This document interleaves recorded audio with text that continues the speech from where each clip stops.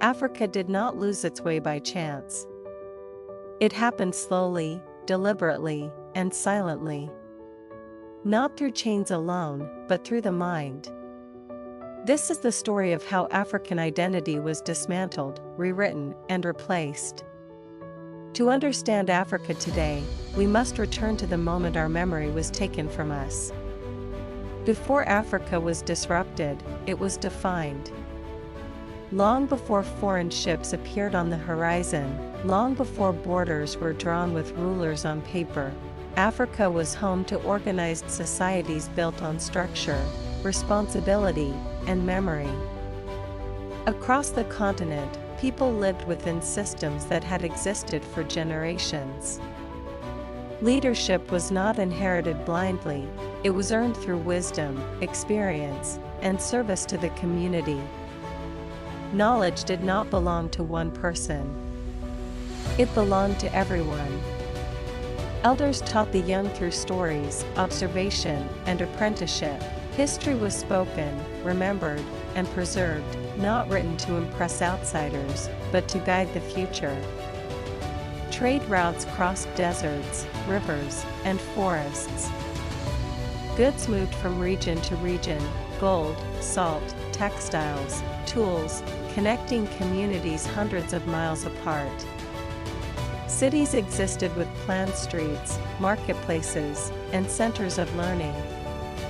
Artisans mastered metalwork, architecture, farming, and medicine using knowledge passed down over centuries. Identity was clear. People knew who they were.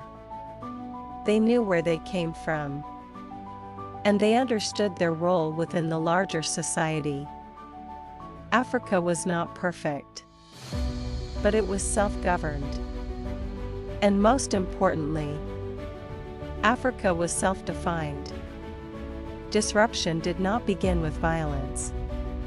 It began with redefinition. Before control can be enforced, identity must be reshaped. And that reshaping started quietly. Foreign powers did not arrive only with weapons. They arrived with new names, new labels, and new descriptions.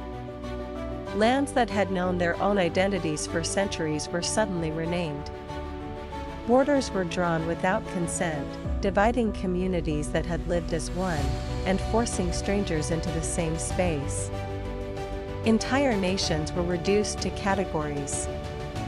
Complex civilizations were simplified into the word tribe. Systems that had governed millions were dismissed as primitive.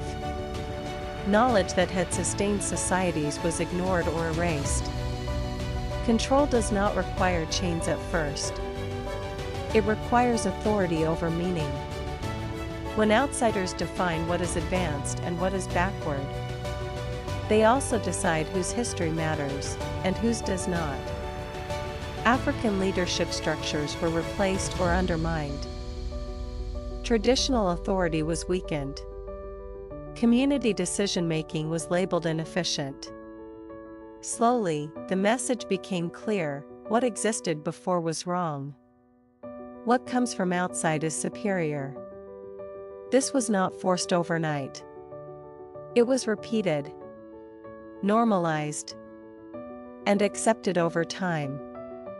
Once a people begin to doubt their own systems, control becomes easier. Not because they are weak, but because they have been convinced to stop trusting themselves. As old ways were questioned, knowledge itself began to disappear. Schools, libraries, and centers of learning that had existed for centuries were destroyed, forgotten, or ignored. Stories that had been passed orally for generations were interrupted. Languages were suppressed. Scholars were forced to abandon their teachings. Even the youngest children were taught that the foreign way was better, that their ancestors' achievements were irrelevant. But some knowledge survived, quietly, secretly, carried in whispers, art, songs, and family traditions. Communities remembered what outsiders tried to erase. Yet the damage was real. Despite everything, resistance never disappeared. Some fought openly with weapons, revolts, and uprisings. Some resisted quietly, keeping culture alive in homes, songs, and rituals. Some preserved languages and knowledge, secretly passing them to children. Every act of defiance mattered. Every preserved story, every hidden artifact, every ritual was a statement, "We will not forget." Generations of Africans carried memory in ways outsiders could not destroy. Libraries burned? Scholars silenced? Communities divided? None of it completely erased Africa's history. Courage is rarely loud, but it is persistent. Africa remembered itself, quietly, subtly, steadily, in the hearts of its people. As centuries passed, pieces of lost knowledge began to resurface. Archaeologists uncovered ancient cities and artifacts. Historians pieced together stories once thought forgotten. Communities started reclaiming traditions and languages. Africa was slowly remembering itself. Not through conquest or foreign validation, but through the strength of memory, courage, and persistence. Museums, books, documentaries, and storytelling became tools of rediscovery.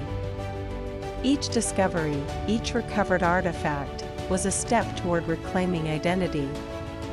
Africa's story is not just about the past, it is about the people who refuse to let the past be rewritten. Today, Africa still faces challenges. But the memory of what it once was is stronger than ever. Citizens, historians, and educators are rewriting textbooks, creating documentaries, and sharing untold stories online. Young Africans now have access to information their ancestors never had. They are reconnecting with history, art, language, and philosophy. Every recovered story strengthens identity. Every uncovered truth counters centuries of misinformation. Africa's narrative is being reclaimed, slowly, deliberately, and powerfully. Africa's story is not just tragedy. It is resilience.